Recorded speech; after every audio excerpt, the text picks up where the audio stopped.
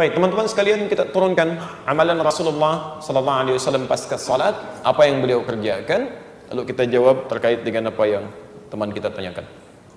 Pertama, seperti tadi kita uraikan dalam menjawab pertanyaan kawan kita yang pertama, amalan Nabi sallallahu alaihi wasallam pasca salat adalah sesuai dengan ketentuan Al-Qur'an di surah keempat An-Nisa ayat 103, kan? Fa idza qadaytumus salata fadhkurullaha qiyaman wa qu'udan wa 'ala junubikum. Maka jika kalian telah menyelesaikan sholat, bergegaslah untuk berzikir kepada Allah, baik dalam keadaan berdiri, duduk, ataupun berbaring. Bagaimana cara mengamalkan zikir ini? Karena kalimat di Qur'annya masih umum, zikir aja, ya? Kalau tidak dijelaskan bagaimana caranya, kita akan kebingungan. Apa Anda kemudian duduk, zikir, kan tidak, ya? Harus ada amalan yang jelas yang bisa kita kerjakan. Maka diberikan bentangan pilihan oleh Al-Quran.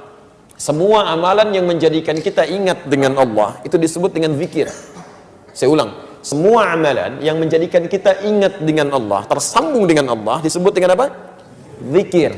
Misal, membaca Al-Quran itu bagian dari zikir.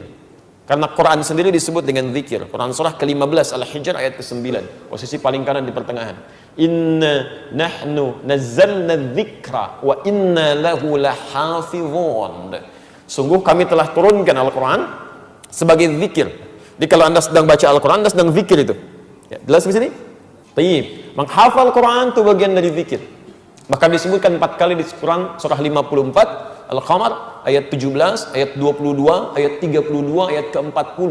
Walaqad yassarnal Qur'ana lidzikri fahal mim muddakir. Dan sungguh kami telah mudahkan Al-Quran digunakan sebagai zikir. Diingat, dihafalkan. Jadi menghafal Quran disebut dengan zikir. Jadi kalau Anda sedang menghafal Quran, itu pun Anda sedang berzikir di situ. Jelas di sini? Salat itu disebut sebagai zikir. Quran surah ke-20 Thaha ayat ke-14. Wa aqimis salata lidzikri. Tunaikan salat sebagai zikir kepadaku, kata Allah. Jadi ketika Anda sedang salat, itu adalah bagian dari zikir. Berdoa termasuk istighfar, bagian dari zikir. Ya, Quran surah kedua Al-Baqarah ayat 152, posisi paling kanan sebelah bawah. Saya belum tuliskan tadi. Ya, fadhkuruni adzkurkum. Maka Anda zikir kepada saya ingat Anda. Dan doa sebagai bagian ingat kita kepada Allah Subhanahu wa taala, memohon kebaikan.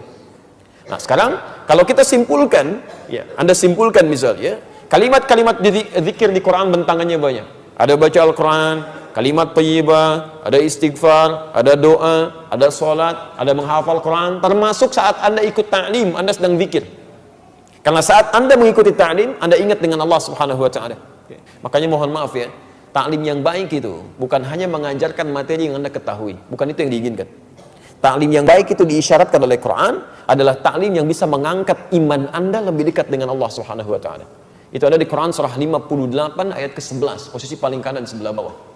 Makanya ketika disebutkan di Quran, ya ayyuhalladzina amanu, dibuka dengan kata iman. Hei orang-orang telah menyatakan dirinya beriman kepada Allah. Idza qila lakum tafassahu fil majalis, jika diinformasikan pada Anda, dikatakan luaskan majlis. Majlis itu asalnya dari kata jalasa, berpindah dari posisi rendah ke posisi tinggi. Kalau Anda duduk di bawah, saya katakan fadl ijlis, silahkan duduk. Itu bukan cuma duduk, tapi maksudnya pindah ke tempat yang lebih tinggi. Tempatnya disebut dengan majlis, jamaknya disebut dengan majalis. Kalimat majalis di sini disandingkan dengan menuntut ilmu, diawali dengan kata iman. Kata para ulama seakan-akan melukiskan kesan bahwa tempat menuntut ilmu yang baik itu bukan sekedar Anda datang, tapi tempat yang menjadikan Anda, perangkat keimanan Anda lebih dekat dengan Allah Subhanahu wa taala. Jadi kalau Anda menuntut ilmu, belajar dengan siapapun, iman Anda tidak meningkat, pengetahuan agama Anda tidak bertambah, ada yang salah di majlis itu. Makanya di ujung ayatnya dikatakan, yarfa'illahu alladhina amanu minkum walladhina utul ilma darajat. Orang-orang yang belajar seperti ini, imannya akan diangkat oleh Allah, plus pengetahuannya akan bertambah. Silakan antum cek. Kalau antum masuk ke majlis ilmu yang seperti ini, pengetahuan Anda pasti nambah. Salat Anda bukan cuma sekedar bertakbir, tapi paham kenapa saya mesti bertakbir, bagaimana cara saya bertakbir, apa bacaan yang saya bacakan. Kemudian Anda menjadi lebih dekat dengan Allah. Sebelumnya cuma salat fardu, sekarang pengennya di masjid. Sebelumnya fokusnya yang berjamaah fardu saja, sekarang kehilangan sunnah, sudah nggak nyaman. Dulu ketinggalan fardu Anda biasa-biasa saja, sekarang ketinggalan salat sunnah, sudah nggak enak Anda. Itu ta'lim yang bagus. Itu yang disebut dengan zikir. Disebutkan di Quran surah ke-9 misalnya 122, posisi paling kiri sebelah bawah. Itu sebanding amalannya dengan orang jihad itu.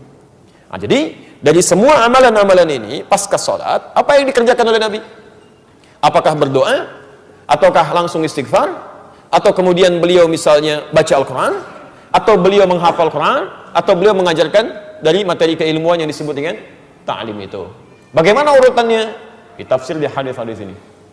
Pertama, lihat kalimatnya di hadis Muslim nomor hadis 591. Begitu beliau selesai menunaikan salat, salam ke kanan dan ke kiri, zikir pertama yang dilakukan oleh beliau adalah istighfar 3 kali. Astaghfirullahaladzim, astaghfirullahaladzim, astaghfirullahaladzim. Dan menyambungkan Allahumma antas salam wa minkas salam tabarakta ya dzal jalali wal ikram. Selanjutnya di hadis Muslim nomor hadis 593, la ilaha illallah lahu la syarika lah, lahul mulku wa lahul hamdu wa huwa ala kulli syai'in qadir. Selanjutnya di hadis riwayat Muslim hadis 597, Anda mulai bacakan subhanallah, subhanallah, subhanallah 33 kali, alhamdulillah, alhamdulillah, alhamdulillah 33 kali, Allahu akbar, Allahu akbar, Allahu akbar 33 kali. Selanjutnya Anda bisa bacakan ayat kursi, ya. Ayat kursi Al-Baqarah 255, posisi paling kiri di pertengahan. Allahu la ilaha illa huwal hayyul qayyum. Selanjutnya Anda bacakan surah Al-Ikhlas, ya, kemudian Al-Falaq, kemudian An-Nas. Setelah itu Anda berdoa kepada Allah Subhanahu wa taala. Doanya bahkan langsung disebutkan, kami tuliskan. Ya, ada di Ibnu Majah nomor hadis 925. Yang Al-Ikhlas, Al-Falaq, An-Nas di Abu Daud nomor hadis 1523, yang Ibnu Majah nomor hadis 925 itu doa Nabi yang dilakukan setelah selesai zikir yang tadi itu. Kalimatnya, Allahumma inni as'aluka ilman nafi'a wa rizqan thayyiba wa amalan mutaqabbala. Ya Allah, saya sangat berharap ya Allah, semoga Engkau berikan kepada hamba ilmu yang bermanfaat, rizki yang baik ya Allah, yang berkah, dan mohon jadikan amal-amal hamba yang telah hamba kerjakan diterima olehmu ya Rabbal Alamin.